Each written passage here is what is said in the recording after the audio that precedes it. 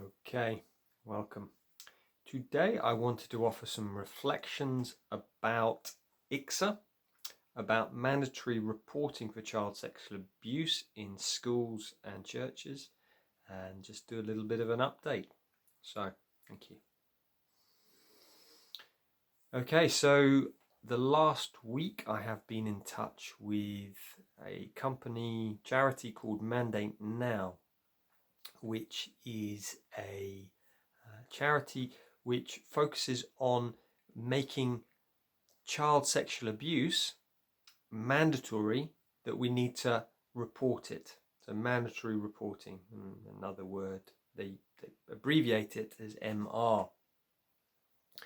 Now the interesting thing is that at the moment, even after all the IICSA, after all of the sexual abuse cases which have kind of gone on and come out, especially the last 10 years or so, that there is still not mandatory reporting in the UK.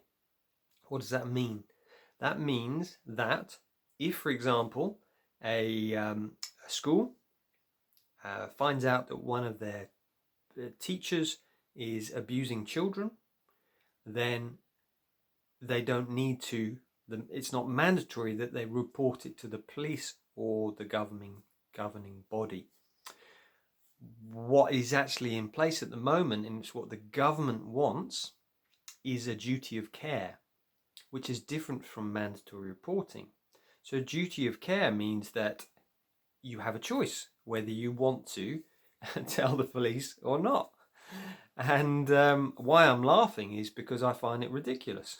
But that's my own opinion. I feel that there needs to be mandatory reporting, and Tom Perry at Mandate Now feels the same. Even the Archbishop of Canterbury, 2019, Justin Welby, said again, he said, yes, I believe in mandatory reporting. Mandate Now, I believe it was one of the members, spoke at the Church of England's Synod, which is a conference, and they had a conversation, I believe, with the Archbishop of Canterbury, and it was decided, yes, we need to bring in mandatory reporting. They're all for that. Also, the Archbishop of York. Seems more and more bishops are up for it. And yet, it's still not mandatory. Looking at some of the figures, some of the documentations, and I won't do it straight away, but I will in the next day or two, put a link in the description to some of the resources for Mandate Now, especially around the church, to see that I think it's something like 2/3 of churches, when they hear about a sexual abuse case, they keep it in-house. Yeah. Now, if you remember my interview with Tuans Opperman, if you've not seen that, please do go and watch that. That was podcast number 25. In it, he says that often a school is seen as the most important thing. If there's a sexual abuse case, right, what's in the best interest of the school? But he said often what happens there is that, you know, the child who's been abused, you know, it's almost they're pushed to one side. Maybe the parents come in, you know, brought in, they say, well, it's best if we don't bring this public. So we don't make this public. And he said, what really needs to happen is it's the child needs to, they need to be at the top of that list. You know, what he calls it duty of care. The duty of care needs to be with the child. And then at that point, it's like, oh, of course, yes, that abuser needs to be, you know, prosecuted, or something needs to happen. So, as you know, I've seen in many sexual abuse cases that I've studied as I've been writing my book, is that often schools will not report, you know, what happens.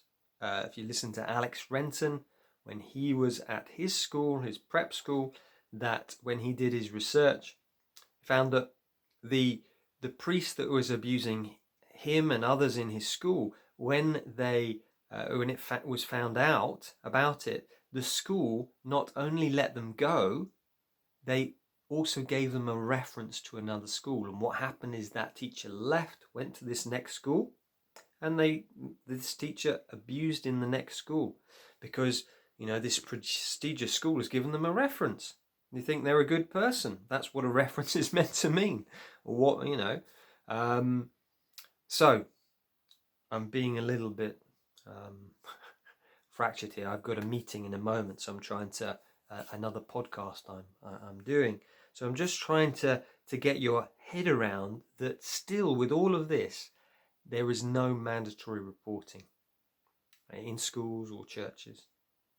And after the IICSA, which was from 2015 to 2022, that's 7 years of reporting. It was a huge thing for those who aren't in the UK. It was the Independent Investigation into Child Sexual Abuse, I believe. Independent Inquiry into Child Sexual Abuse. That, after all of that time, 7 years, they still haven't made it mandatory. It's still duty of care. And some of the big charities in the UK, the NSPCC and the Barnardos, they don't support mandatory reporting. So I feel that really needs to change. So does Mandate Now. So how do we change? And I don't know the answer yet. Maybe we need to create a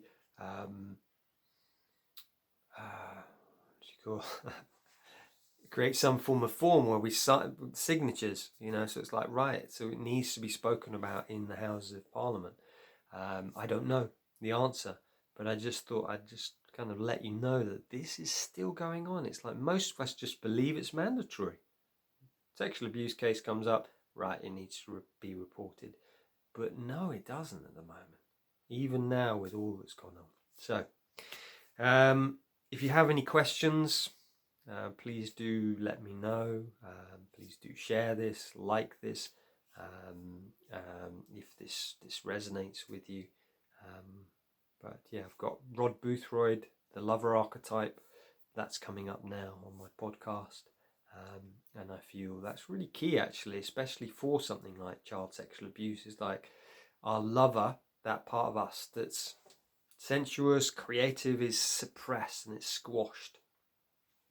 And I feel that needs to be healed. Have a wonderful week, and thank you for your support.